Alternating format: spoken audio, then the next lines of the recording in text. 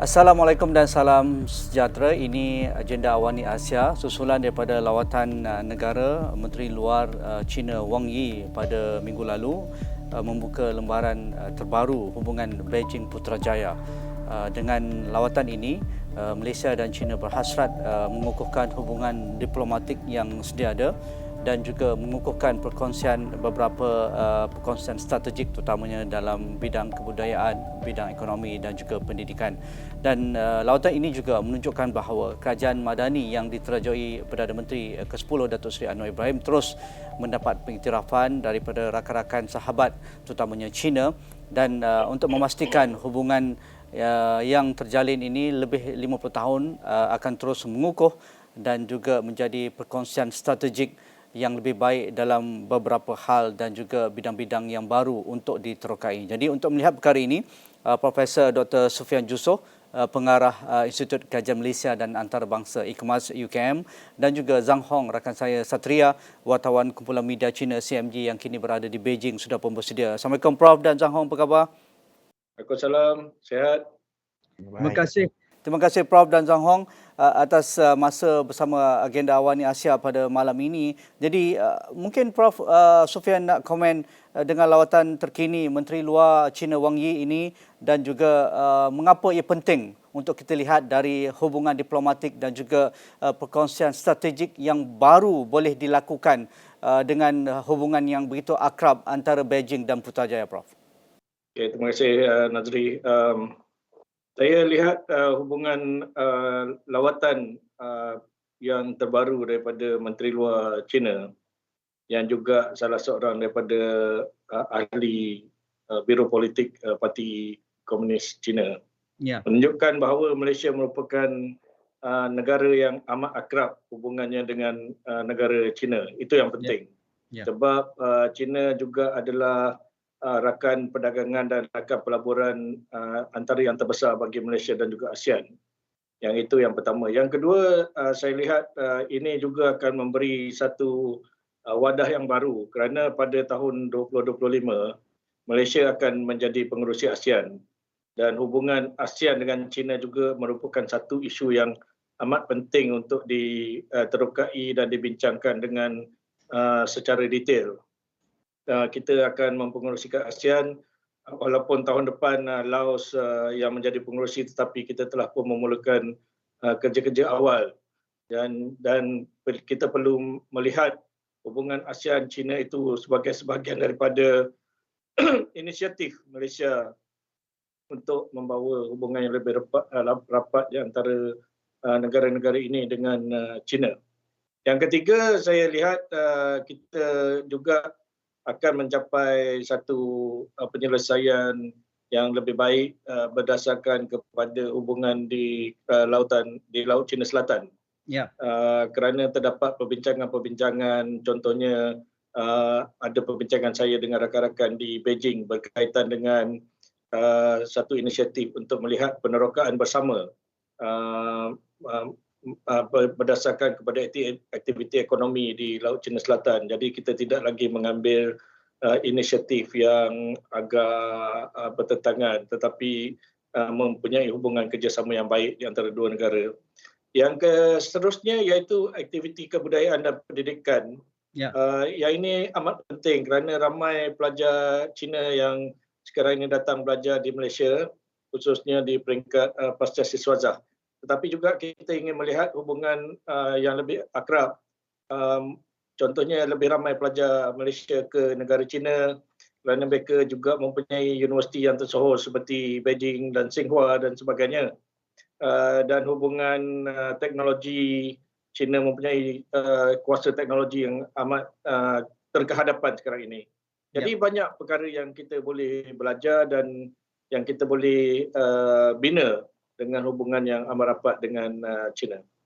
Prof, sedikit sebelum saya kepada Satria, dengan lawatan Tuan yang terutama Wang Yi ini, adakah ia manifestasi hubungan yang sudah pun sedia terjalin begitu akrab, dan juga lawatan rasmi Perdana Menteri ke China pada awal tahun ini, dan disusuli dengan Tuan yang terutama Wang Yi ini, adakah ia menunjukkan lawatan ke South East Asia ni ataupun di ASEAN ini Malaysia terpilih, iaitu Malaysia, Singapura dan Kemboja, menunjukkan bahawa kerajaan ini sentiasa dilihat penting dan diberikan dorongan untuk menjalinkan lebih banyak hubungan dua hala antara Putrajaya dan Beijing, Prof. Kita kena lihat budaya masyarakat Cina bukan sekadar di Malaysia tetapi juga di People's Republic of China. Ya. Iaitu mereka sentiasa menghargai orang yang menyokong mereka semasa susah. Ya. Malaysia merupakan negara pertama daripada Asia Tenggara yang menyokong penubuhan ataupun yang mempunyai hubungan diplomatik dengan China dengan lawatan Tun Razak dahulu. Jadi Malaysia sentiasa di hati negara China. Dan kedatangan Wang Yi itu menunjukkan bahawa ini adalah seorang yang pemimpin kanan negara China yang datang melawat negara kita dan ingin membina hubungan yang lebih baik dengan Malaysia dan juga di rantau ini. Ya, bagi Zhang Hong, apa liputan dan juga paparan media yang diberikan oleh wartawan ataupun kumpulan media di Beijing ataupun di China keseluruhannya dengan lawatan Tuan Yang Terutama Wang Yi, Menteri Luar ke Kuala Lumpur baru-baru ini? Ya, sebenarnya ini lawatan Wang Yi kali ini sudah juga menarik tumpuan cukup besar di media-media China punya. Kerana kita semuanya tahu kalau tahun depan merupakan ulang tahun 50 terjalinnya hubungan kedua-dua negara. Jadi mesti ada banyak aktiviti sambutan akan diadakan. Jadi kita yakin iaitu lawatan Wang Yi kali ini mesti akan merupakan satu permulaan lah saya rasa. Sambutan akan diadakan sepanjang tahun ini saya rasa hingga tahun depan. Dan pada masa yang sama, Satria pun menyifatkan kalau hubungan antara China dengan Malaysia, sebenarnya kedua-dua pihak kerajaan juga sudah menyifatkan hubungan kita cukup istimewa dan bersahabat sejak sekian lama. Dan kali ini saya yang lihat ialah lawatan kali ini sebenarnya penuh dengan macam jiran yang saling melawat sahaja dan cukup saling menghormati dan cukup mesra. Dan kali ini kita lihat kalau destinasi bersama yang Wang Yi melawat iaitu Singapura. Ketika di Singapura, media di China memberi tumpuan kepada satu cerita yang kecil sahaja, iaitu ketika Menteri Luar Singapura Vivian dia mengadakan majlis jamuan untuk menyambut kedatangan Wang Yi. Dia tidak mengikat itu tali leher, tapi Wang Yi dia sudah pakaian yang cukup rasmi lah. Tapi ketika melihat keadaan ini, Wang Yi langsung melepaskan itu tali leher untuk memberikan seimbang lah antara kedua-dua negara atau menghormati itu sambutan dari tuan rumah dari Singapura punya lah. Jadi saya rasa ini sebenarnya justru sudah memberikan China selalu melihat justru seperti apa yang sudah dikatakan oleh Prof tadi, iaitu siapa yang menyokong kita pada kita yang ketika kita yang masa yang cukup susah, kita selalu akan menghormati mereka. Singapura juga ketika China membuka pintu kepada dunia, Singapura memberi banyak. Kita sebenarnya mempelajari banyak dari Singapura pengalamannya untuk menabikan negara dan menguruskan hubungan dengan luar. Oleh itulah kali ini Wang Yi juga khusus sudah menghargai tinggi peranan yang dimainkan oleh pemimpin yang dari Singapura termasuk Lee Kuan Yew dulu. Dan kalau di Malaysia kita kali ini pun juga sudah melihat satu cerita yang menarik, iaitu Datuk Seri Anwar Ibrahim, beliau sudah katakan dulu tak ada waktu untuk menerima kunjungan dari Wang Yi kerana ada pilihan raya pergi ke Pulau Pinang.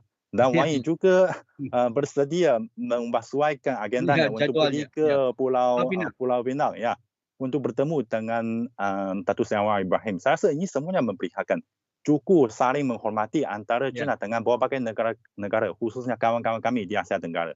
Saya rasa ini semuanya menjadi asas mengapa ASEAN selalu diutamakan dalam hubungan diplomatik China dengan luar negara, dan mengapa hubungan kita selalu berkembang dengan stabil dan berkembang terus dalam 10 tahun, 20 tahun yang lalu.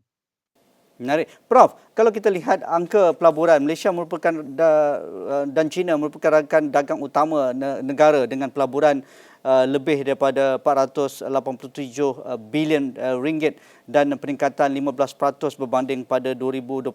Dan dengan susulan lawatan Perdana Menteri ke Beijing, kita lihat pelaburan baru Rongsheng dan juga Gili antara pelaburan yang dikatakan meliputi 170 bilion ringgit, itu antara yang terbesar pernah dicapai dalam lawatan negara itu. Jadi bagaimana ia perlu diterjemahkan dalam konteks menang-menang, win-win situation. Kalau kita lihat inisiatif Belt and Road Initiative itu, kita melihat seolah-olah China cuba mendominasi projek-projek Belt BRI, terutamanya ISRL dan beberapa projek mega di Malaysia, tetapi nampaknya ia sedang diterjemahkan dalam konteks yang lebih baik, bagaimana Malaysia mendapat manfaat dengan perkembangan pelaburan besar itu untuk meningkatkan kapasiti SME IKS Malaysia. Lebih banyak pekerja-pekerja berkemahiran tinggi akan dimasukkan dalam projek-projek berskala besar dan berimpak tinggi China di negara kita dan sebagainya. Pandangan Prof? Yang pertama, kita lihat peringkat awal pelaburan China banyak dalam bentuk infrastruktur. Seperti ECRL, high speed, yang mereka juga berminat berkenaan dengan high speed rail daripada Kuala Lumpur ke Singapura.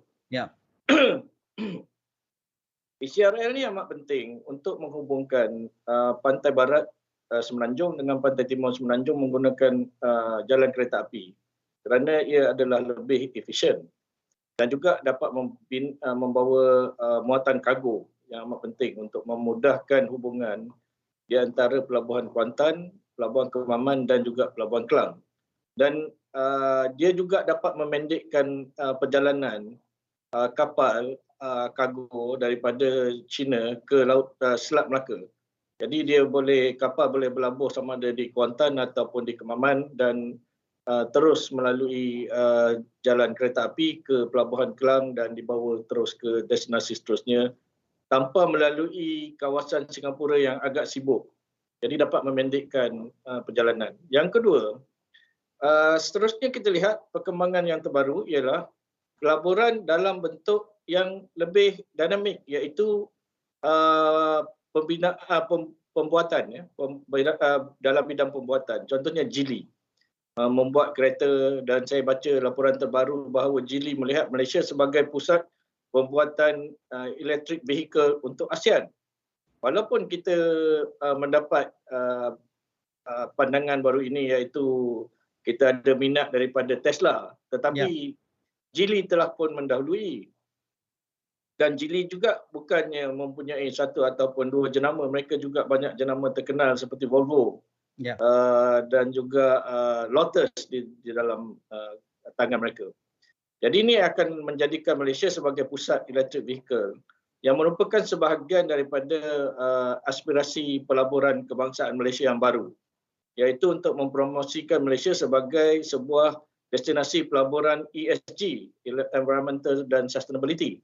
Yang ini yang kita bincangkan baru-baru ini di APEC 2023 di Seattle minggu lepas, dan 2 minggu lepas saya mewakili Malaysia di sana, dan kita membentangkan antara lain di dalam Investment Expert Group ialah Malaysia sebagai destinasi terbaru untuk ESG. Okey, yang ketiga, kita juga melihat bahawa pembangunan sumber manusia. Kalau kita bandingkan kita dengan negara lain yang China membuat pelaburan seperti Laos ataupun Sri Lanka, Cambodia, keadaannya berlainan kerana mereka tidak mempunyai talent yang bertepatan dengan kehendak pelabur China. Tetapi di Malaysia, bentuk kerjasama itu lain, iaitu akan terdapat pemindahan teknologi daripada syarikat pelaburan China ke Malaysia. Dan yang kedua, pembinaan talent, iaitu kita dapat memberikan peluang pekerjaan bukan sekadar di peringkat bawahan, tetapi juga di peringkat yang menggunakan kepakaran rakyat Malaysia. Jadi saya lihat bahawa terdapat kecenderungan daripada pelabur-pelabur China untuk menandingi approach ataupun apa yang dibuat oleh pelabur daripada barat sebelum ini. Jadi China telah melihat dan belajar daripada pelaburan mereka di Malaysia bahawa mereka perlu mengambil kira peluang dan juga mengambil kira peluang perniagaan yang mesti diberikan kepada pelabur dan juga peniaga Malaysia dan juga pekerja mahir Malaysia di dalam pelaburan mereka.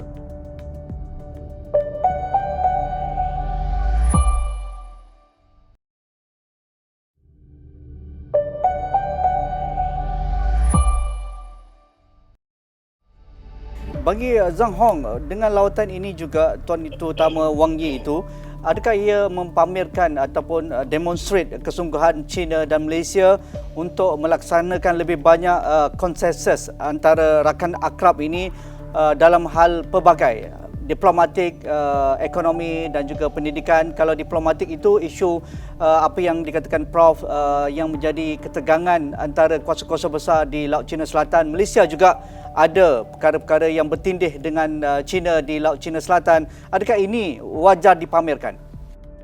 Ya, saya rasa ini kita perlu mengiktiraf kita ada pertikaian dan juga kita dulu Prof sudah memperkenalkan kita sudah ada inisiatif baharu untuk mencari penerokaan baharu. Sebenarnya penerokaan bersama ini selalu merupakan pandangan untuk menguruskan pertikaian di isu Laut Cina Selatan, iaitu mengetepikan pertikaian dulu dan kita menerokakan bersama. Dan kita amat menghargai iaitu China dengan Malaysia boleh benar-benar menerokakan atau menggalakkan penerokan bersama-sama supaya mencari kepentingan bersama.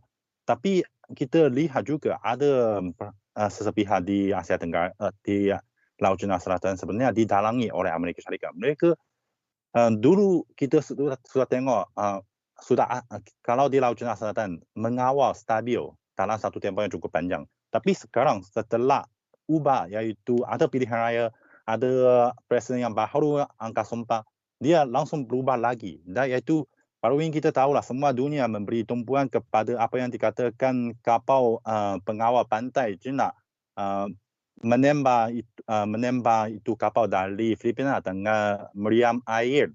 Dan mengapa ada perkara peristiwa ini, tapi sebenarnya dunia atau media di dunia ini, khususnya dari media barat, mereka tidak memperkenalkan latar belakangnya.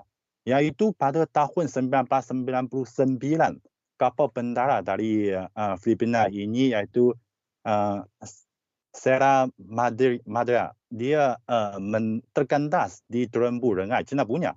Pada masa itu kita sudah langsung mengeluarkan bantahan kepada Filipina dan Filipina katakan ini satu aksiden.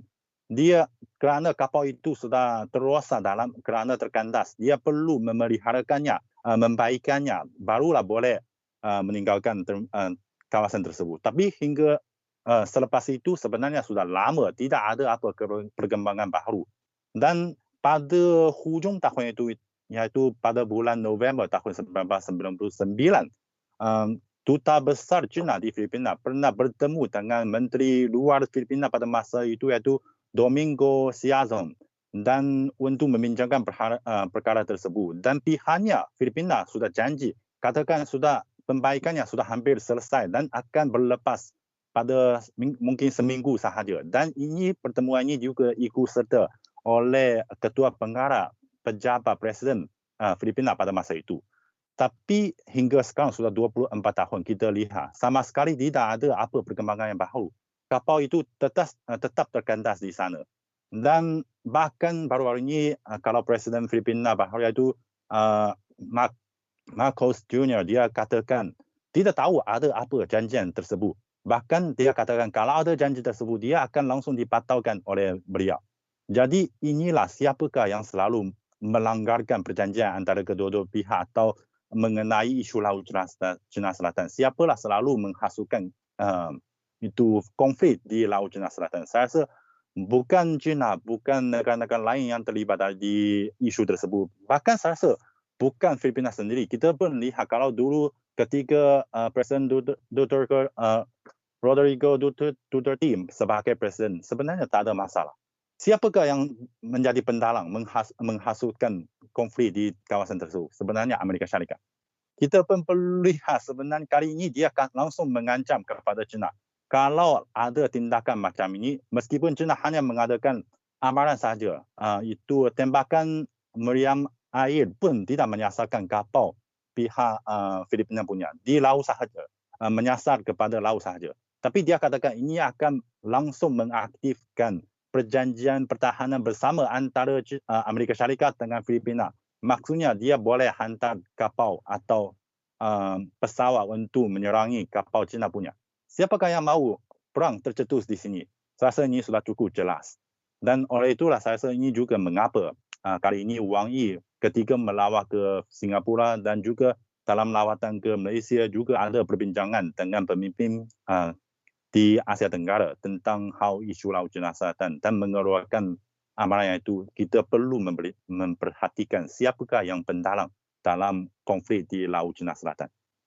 Prof, dalam isu Laut Cina Selatan ini, kalau kita lihat pada minggu lalu ketika persidangan Meja Bulat Asia Pasifik APR di Kuala Lumpur, Perdana Menteri memberikan kenyataan yang tegas bahawa Malaysia kekal konsisten pendiriannya mengenai perlindungan kedaulatan, hak dan juga kepentingan negara di zon ekonomi eksklusif Laut Cina Selatan, dan juga Malaysia sentiasa menyokong penyelesaian secara aman dan membina bagi semua pertikaian selaras dengan norma serta undang-undang antarabangsa. Jadi sekali lagi ditegaskan, dan ini seiring dengan kenyataan Perdana Menteri pada beberapa bulan lalu di Parlimen bahawa Malaysia sekali-kali tidak menyerahkan apa-apa kedaulatan kepada China dan sentiasa menyatakan bahawa Malaysia sebagai sebuah negara kecil menghormati China dan juga sentiasa membuka ruang dialog, dan ruang dialog ditegaskan sekali lagi. Pandangan Prof? Okey, kalau kita lihat bahawa ruang dialog ini sentiasa terbuka di antara ASEAN dan juga China. Setiap tahun kita ada dialog di hujung kepengurusian beberapa tuan rumah. Kita akan ada pemimpin ASEAN bertemu dengan pemimpin rakan dialog, termasuk negara China, dan juga ada pertemuan di antara Menteri Luar dan juga Menteri Luar China seperti yang berlaku di Labuan Bajo baru-baru ini. Jadi apa isu yang hendak dibincangkan boleh dibawa ke dalam dialog tersebut. Cumanya sekarang ini kita lihat bahawa dalam hubungan Laut Cina Selatan ini ASEAN tidak bersatu. Ada negara ASEAN yang mengambil jalan bilateral, iaitu membincangkan isunya terus dengan negara China. Ada negara ASEAN yang tidak mengambil apa-apa pandangan kerana Laut Cina Selatan itu tidak ada kena-mengena dengan mereka. Dia tidak ada laut dan dia tidak ada sebarang isu. Jadi saya lihat kita tidak boleh mengharapkan ASEAN 100%. Hubungan bilateral di antara Malaysia dengan China harus digunakan untuk memastikan bahawa sovereignty ataupun kedaulatan negara kita sentiasa dihormati oleh negara China. Yang menjadi isu sekarang ini ialah seperti yang Zhang Hong katakan, terdapat beberapa kuasa lain yang ingin memainkan peranan di dalam kawasan tersebut. Sedangkan mereka tidak ada pun batas sempadan dengan kawasan Laut Cina Selatan. Dan mereka agak jauh sebenarnya daripada Laut Cina Selatan, tetapi ingin memainkan peranan. Jadi itu yang menimbulkan kegusaran dan perkara ini dimainkan di dalam media-media tertentu. Jadi pada pandangan saya, hubungan yang baik di antara Malaysia dengan China dapat memastikan bahawa kegusaran-kegusaran yang timbul di antara orang rakyat Malaysia dan juga rakyat China, bukan sekadar rakyat Malaysia yang gusar, rakyat China pun gusar sekiranya berlaku sebarang perkara yang tidak diingini di Laut Cina Selatan. Jadi saya nampak bahawa hubungan yang baik di antara kedua-dua negara ini dapat memastikan bahawa sekiranya terdapat sebarang pergeseran ataupun silap faham di antara kedua-dua negara yang melibatkan kemungkinan angkatan laut ataupun Coast Guard, pengawal pantai dalam keadaan tertentu melintasi batas tertentu, itu boleh diselesaikan secara diplomatik, tidak perlu menggunakan kuasa ketenteraan dan sebagainya. Jadi hubungan yang baik ini yang amat diperlukan di antara China dan Malaysia, dan ini menggambarkan bahawa kita tidak ada banyak isu dengan negara China. Dan hubungan baik di antara Malaysia dan China ini akan juga dapat memastikan semasa tahun 2025 nanti apabila kita menjadi pengerusi ASEAN, kita akan dapat menjalinkan hubungan dan mengepalai negara-negara ASEAN ini untuk membina satu hubungan yang lebih baik dan membina hubungan yang saling memahami dengan negara China. Terima kasih Prof. Itu tadi temu bual kami sempena lawatan Tuan Yang Terutama Wang Yi, Pengarah Pejabat Suruhanjaya Hal Ehwal Luar dan juga Menteri Luar China ke Malaysia pada minggu lalu. Terima kasih Zhang Hong Satria atas pandangan yang diberikan, potensi-potensi yang mungkin dapat kita cungkil dengan lawatan terbaru ini. Itu tadi temu bual saya Profesor Dr. Sufian Jusuf, Pengarah Institut Kajian Malaysia dan juga Antarabangsa IKMAS UKM, dan juga Zhang Hong, wartawan kumpulan media Cina. Itu saja dalam agenda Awani Asia malam ini. Assalamualaikum, kita jumpa lagi.